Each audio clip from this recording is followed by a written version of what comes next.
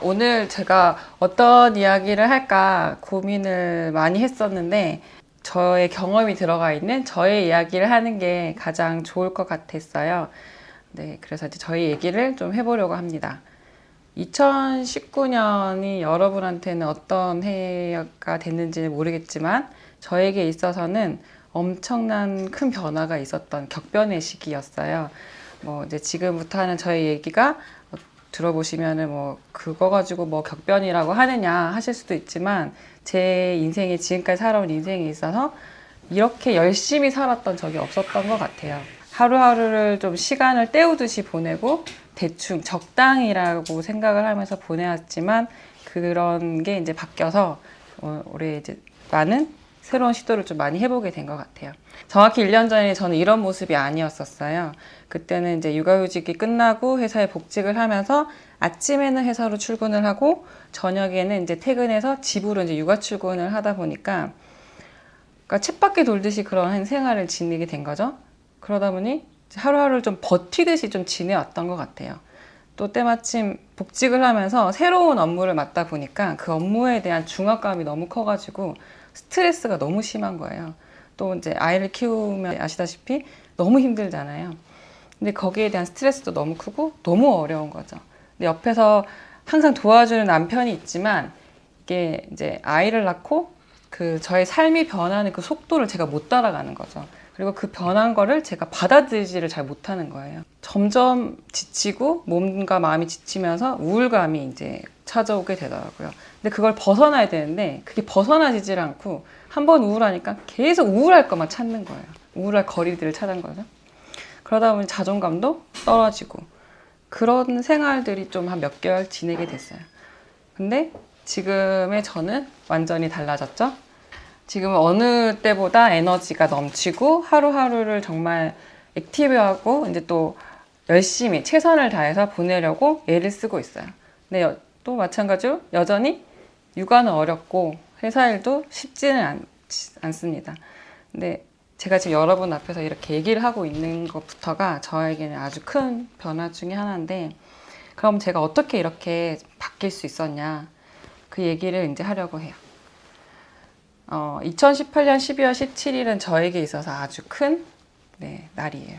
중요한 날이 됐죠. 제 인생에 있어서 너무나 큰 전환점이 됐고 새로운 시작을 하게 된 날인데, 그것도 아직 기억하는 게 그 전날 16일이 일요일이었어요. 그날도 집에서 아이를 보면서 너무 이제 힘든 거예요. 그래서 저도 모르게 아이한테 소리를 지르고 짜증을 막 내붓게 된 거죠. 그래서 저도 놀라고 남편도 놀라고 아이까지 이제 놀라는 상황이 되면서 아이가 막 울고 막 이렇게 된 거예요. 그 번뜩 이제 정신이 들면서 나 지금 뭐 하는 거지? 그래서 더 하다가는 큰일 날 것 같아서 아이를 남편에게 맡겨두고 안방으로 이제 문을 잠그고 들어가 버렸어요. 그래서 펑펑 울면서 나는 왜 이럴까? 왜 나는 말도 못하는 아이에게 왜 소리를 치고 이런 나의 왜 이런 모습을 아이한테 보여줄까? 막 자책을 또 하기 시작하니까 또 우울감이 또 찾아와서 막 끝도 없이 떨어지는 거예요. 그러다가 막 좀 울음을 그치고 어떤 영상을 하나 딱 이제 좀 쉬면서 보게 됐는데, 그 영상이 저를 바꾸게 만들었어요. 그래서 그 영상을 보고, 그 영상이 어떤 거냐면 데일리 리포트 영상이었어요. 근데 사실 저는 이 영상을 처음 봤을 때도 데일리 리포트에는 관심이 없었어요. 어떤 게 관심이 있었냐면, 시간을 이렇게 열심히 쓰는 사람이 있단 말이야. 이렇게 쪼개서. 근데 그런 사람이 한두 명이 아니네? 근데 나 왜 이러고 있지? 왜 나는 이렇게 무기력하게 하루하루를 보내고 왜 이렇게 못난 모습을 아이한테 보여주는 엄마가 됐지? 라는 생각을 하면서 나 이제 이렇게 있으면 안 되겠는데? 나가야겠다. 일어나야겠다. 하면서 누워있다가 진짜 벌떡 일어나서 문을 벌컥 열고 나갔어요. 남편한테. 남편도 이제 놀라 쳐다보다가 왜? 나 이제 변할 거야. 나 이제 변할 거야. 남편이 이제 놀랬죠? 그렇게 시작한 저의 이제 변화를 시작하게 됐는데, 그러면 이제 어디서부터 변화를 해야 될지를 감을 못 잡겠는 거예요. 저에게 이제 하나의 지병이 하나 있었던 게, 아침에 일찍 일어나지 못한 지병이 있었어요. 학창 시절 때는 1교시를 잠이랑 바꿀 정도였고, 회사를 다니면서도 지각 많은 면하기 위해서 뛰었던 적이 한두 번이 아니었거든요. 뭐 주변 분들이 너가 정신력이 약해서 그런 거라고 하긴 하셨는데, 그래서 그러면 이걸 고쳐보자. 나 아침에 한번 일찍 일어나 보자. 그렇게 해서 시작한 게 이제 새벽 기상이었었어요. 근데 그럼 새벽에 일어나서 뭐 하지? 그때 당시엔 아무것도 뭘 한 게 없었기 때문에 그러면 미루고 미루다 영어 공부를 시작을 해보자. 네, 또 부끄러운 얘기를 하면 저는 지금까지 단 한 번도 영어책을 처음부터 끝까지 다 본 적이 없어요. 교과서도 마찬가지고요. 네, 그래서 그러면 영어를 공부를 하면서 이제 시작을 해보자. 그래서 새벽 기상을 시작하면서 처음으로 영어책을 처음부터 끝까지 다 보고 그걸 다시 또 반복해서 보게끔 됐거든요. 너무 기특한 거예요, 스스로가. 기특하고 대견하고 그럼 나 이거 계속 하고 싶다. 그런 생각을 하게 됐죠. 또 체인지 그라운드 영상을 보면서 책도 읽어야겠구나. 책을 읽어야겠구나. 책을 읽기 시작했어요. 책을 읽다 보니까 기록을 남기고 싶은 거예요. 그렇게 하다가 블로그를 시작을 하게 됐죠. 근데 블로그를 하다 보니까 또 새로운 세상들이 막 펼쳐지기 시작하는 거예요. 그렇게 새로운 세상들에 이제 저도 하나씩 이제 참여를 하게 되면서 모임도 가게 되고 지금 이렇게 싱큐베이션에 참여를 하면서 이게 이 자리까지 이제 오게 된 건데, 이런 일들을 계속 하다 보니까 작지만 조그만 저의 성과들이 이제 누적이 되게 되잖아요. 이런 성과들이 조금 제 눈에 보이게 저만 느끼는 그런 성과들이 보이게 되니까 성과 다음에 오는 나 이제 성공하고 싶어진 거예요. 그럼 이 성공을 하려면 어떻게 해야 되지? 라는 생각을 하고 있는 찰나에 정말 기적같이 찾아온 책이 이번에 읽은 성공의 공식 포뮬러였어요. 아시다시피 5가지 성공의 공식이 나와 있고 지금 여기 계신 분들처럼 매일매일 열심히 살아가면 성과를 저희가 조금씩 다 내고 있잖아요. 이런 우리들에게 어떻게 하면 성공을 할 수 있을지에 대한 내용들이 자세히 나와 있는데, 여기서 이제 저와 우리를 위한 어떻게 우리가 하면 성공을 할 수 있을까, 그 방법을 잠깐 얘기를 해보려고 합니다. 아까 말씀드렸듯이 우리는 매일매일 열심히 살아가면서 이제 우리의 성과를 내고 있고, 그리고 체인지 그라운드나 싱큐베이션의 연결망에 이제 들어와 있잖아요. 저도 이제 이 연결망이 들어와서 보니까 너무나 대단한 사람들이 많은 거예요. 정말 열심히 살고, 정말 저 사람에 친해지고 싶고, 저 사람이랑 계속 같이 하고 싶은 사람들이 많더라고요. 그렇게 이제 그 사람들과 연결이 되면서 우리 이제 성공이 또 찾아오게 되겠죠.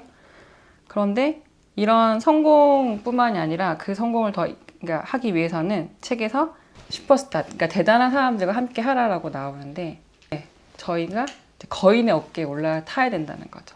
거인의 어깨에 올라타서 멀리 내다보고 멀리 나아갈 수 있어야 된다라고 저는 생각이 들었어요.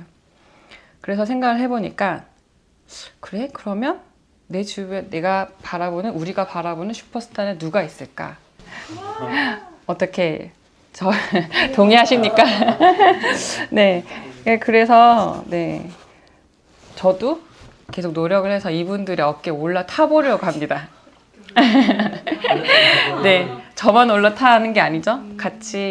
우리 같이 이분들의 어깨에 올라타서 멀리 나아갈 수 있으면 좋을 것 같아요.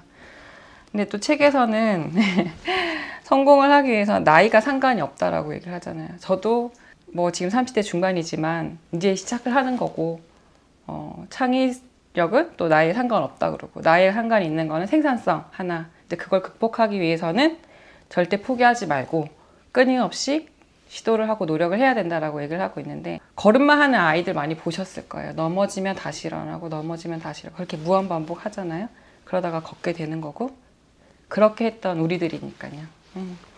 그래서 마지막 공식에 나와 있던 게 부단히 노력하면 성공은 언제든 찾아올 가능성이 있다. 그러니까 한마디로 계속 우리는 졸구해야 한다라는 것이고, 아무것도 하지 않으면 아무 일도 일어나지 않는다고 하죠. 꾸준함은 일길차는 없다고 했습니다.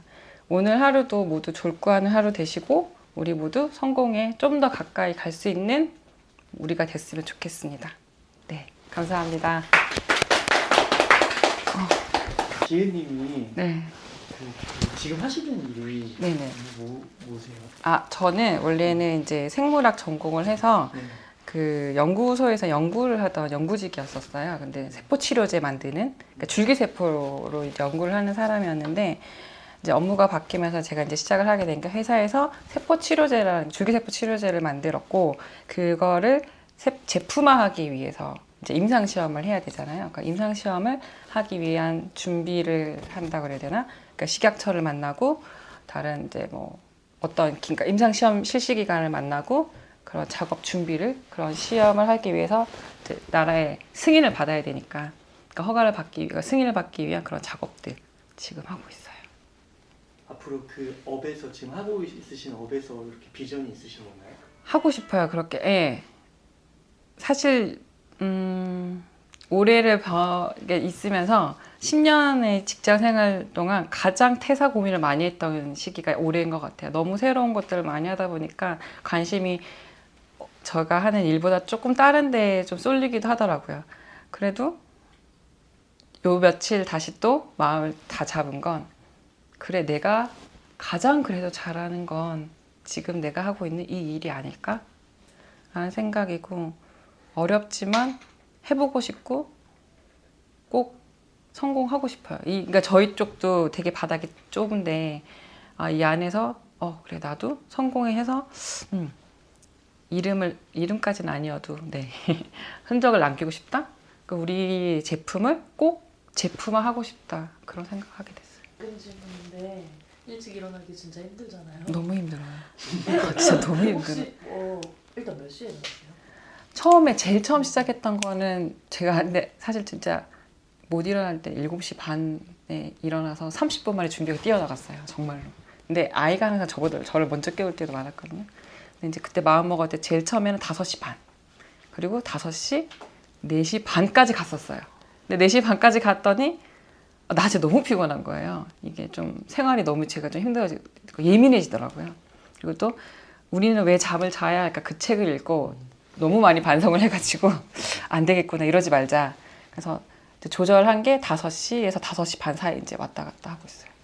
근데 이게 좀 그래. 처음에는 그때 보여드렸던 그 기록하는 그거의 시트에도 작성을 하다가 그러니까 육아를 하고 회사를 다니다 보면 저만의 시간이 너무 없더라고요.